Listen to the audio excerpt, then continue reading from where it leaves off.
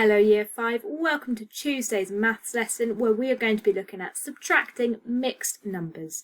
So yesterday we were subtracting fractions and now we are going to be subtracting mixed numbers, which if you remember are a whole number and a fraction together.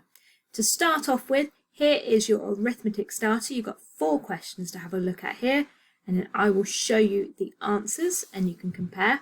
The first thing you're going to do is make sure you're reading the questions properly, looking out for what the meaning of the words are. So, for example, what does equivalent mean? Okay, have a go, and then I will reveal the answers in 3, 2, 1.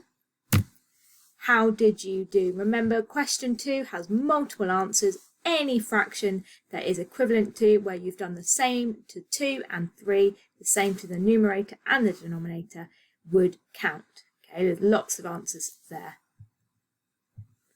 Okay, here is your warmer for today's lesson. Can you convert these mixed numbers into improper fractions? And can you convert improper fractions to mixed numbers? Now this is going to be super helpful for you today with the subtraction calculations that we are going to do. Now we did this last term, but maybe you need a reminder. I know sometimes my brain needs a waking up, especially at the start of term. But here is a little reminder checklist for you. When you're converting mixed numbers to improper fractions, you do the whole number multiplied by the denominator, and then you add on the numerator because that is the extra part to make an improper fraction. Remember, improper fractions are always going to have a bigger numerator than they do a denominator. And then when you get down to here, convert these improper fractions to mixed numbers. You need to divide the numerator by the denominator to find the whole number, which will be this part. And then your remainder, because it shouldn't be equal, will be the new numerator. So have a go at those. Remember, if you get muddled, you can always pop in along to the daily drop-in session to have a practice with me or Mrs. E. Okay, I'm going to reveal these answers in 3, 2, 1. 28 fifths, 35 ninths, 10 and 2 tenths, or 10 and 1 fifth, 10 and 4 twelfths. Can I simplify that down further? Yes, I can. I could divide both 4 and 12 by 4, and that would give me 10 and 1/3. Well done if you spotted that. Okay, so subtracting mixed numbers. Now our first example is 1 and 2 fifths take away 3 tenths. Okay, now the first thing I'm going to do is I'm going to use my conversion knowledge to convert my mixed number into an improper fraction at 7 fifths. That's the first thing I did. So now my calculation is 7 fifths take away 3 tenths. All right, so what do you think I need to do here? I've got a number line to help me, and I've got my fifths are marked out by the solid ones here. So you can see I've got 5 solid lines in between each whole number. And I've gone up to 2 because my mixed number tells me I'm definitely going to be starting at a point above 1. So the first thing I did is I found my 7 fifths. So I'm going to go 1 fifth, 2 fifths, 3 fifths, 4 fifths, 5 fifths, or 1. 6 fifths and 7 fifths, and I put an arrow there.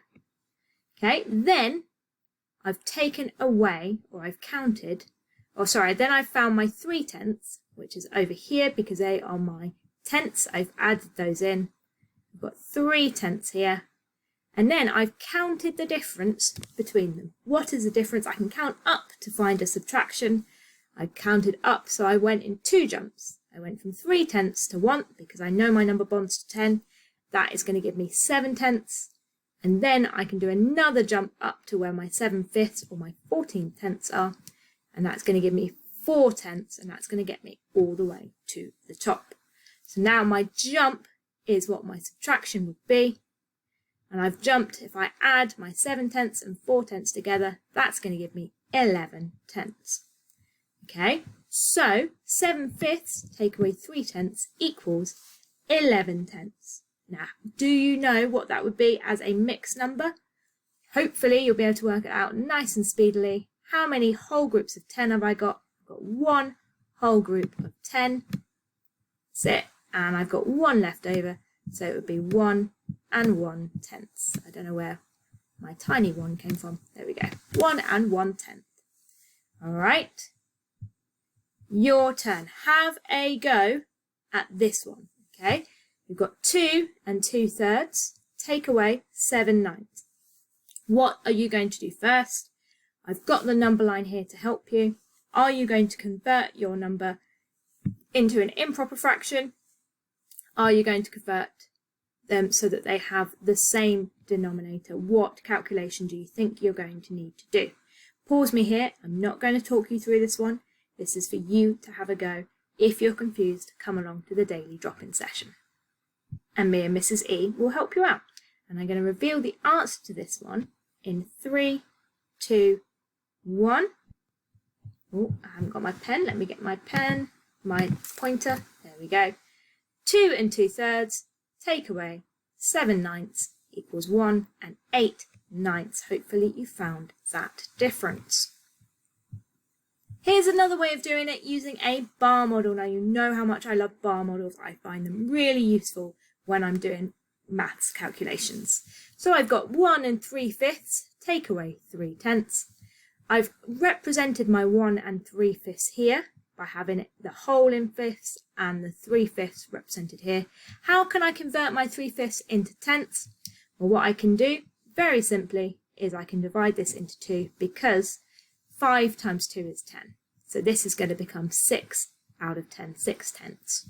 So it's actually 1 and 6/10 take away 3/10. How am I going to do that? I'm going to cross out 3 sections on my 6/10. And I've still got one whole. I haven't crossed the hole there. Still got one whole. And I've got 3/10 left over. I've got 3/10 here. So the answer is 1 and 3/10. 1 and, oh, what am I doing? I'm going to change that colour. There we go. 1 is my mixed number. I've got one whole here. And I've got 1, 2, 3 out of 10. So that's 3/10. There we go. 1 and 3/10. And that's my answer.